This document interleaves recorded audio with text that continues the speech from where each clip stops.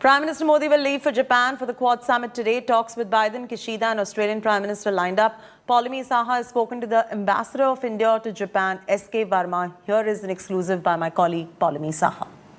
Joining me right now is Indian Ambassador to Japan, Mr. Sanjay Verma. So thank you so much for speaking to India today. So first of all, what is expected in the Prime Minister's itinerary of the 2 days that he's spending in Japan? There's a lot of excitement, there's a lot of anticipation over this visit, which is extremely significant because of the Quad Summit, but also because of the bilaterals that he'll be having with all the other three leaders as well on the sidelines of the Quad. Absolutely. We are very excited, to say the least. There are various elements in the program. The Quad is the core element of the entire visit. So there will be Quad-related events with Quad. There will be bilaterals with other three leaders.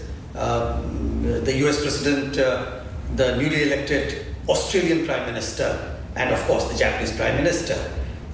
So these three will take place separately. Then there will be some economic dialogue going on with the economic players, the private sector. And Prime Minister will be meeting many of them in two different formats. One will be on one-on-one, and the second format will be as a round table with prominent business leaders of Japan. Of course, he's very, very popular amongst the Indian community here. So how can the Indian community let him go without interacting with him? Right. So we will have a largish Indian community interaction event, slightly restricted by the COVID-19 restrictions in Japan, but nevertheless we hope that the Indian community will be able to listen to our Prime Minister and see where their ambitions should go, where they should be directed to.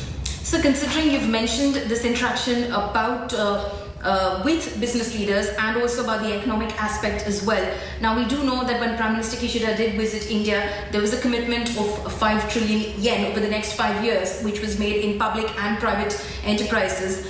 Is there expected to be any further enhancement as far as the economic cooperation between the two countries are concerned? Palmiji, if you look at it, it is just 2 months since that particular commitment was made, sure, or the ambition was set. So no, we are still working on that. So okay, groundwork is being prepared. At the moment, the two leaders will decide what they want. But at the moment, much work needed to get into getting this 5 trillion yen invested from Japan, whether it's a private sector funding, public sector funding, or financing.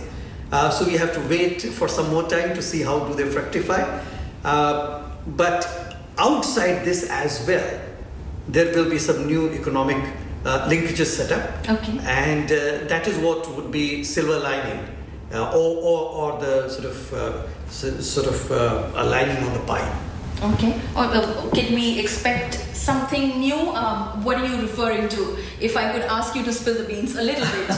No beans, in fact.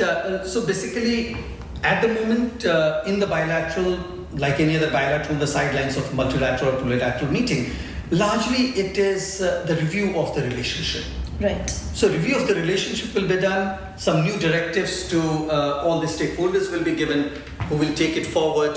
When I was mentioning that, basically, since the 5 trillion yen is an ambition level by both the leaders, so what I merely mentioned was that we may even go beyond 5 trillion yen. Okay. And that will be the silver lining or the sugar on the pie.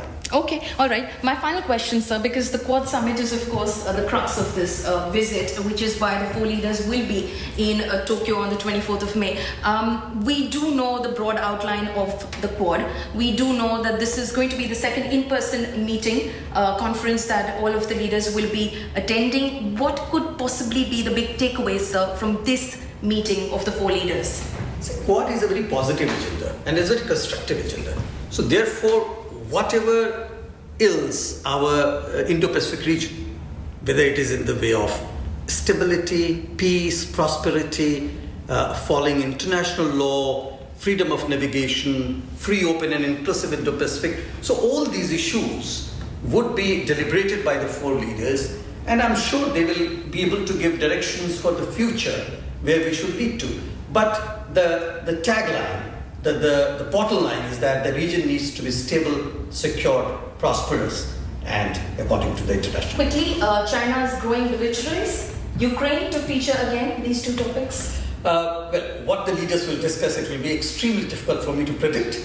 They are leaders, they are global leaders. So I'll wait to hear the outcome after they have discussed all these issues. Okay, so you're going to stay very tight-lipped about that, but this is going to be an extremely crucial Quad Summit, given that it is the second in-person conference that the four leaders of the Quad will be attending. With Shweta Singh, Paulami Saha in Tokyo for India Today.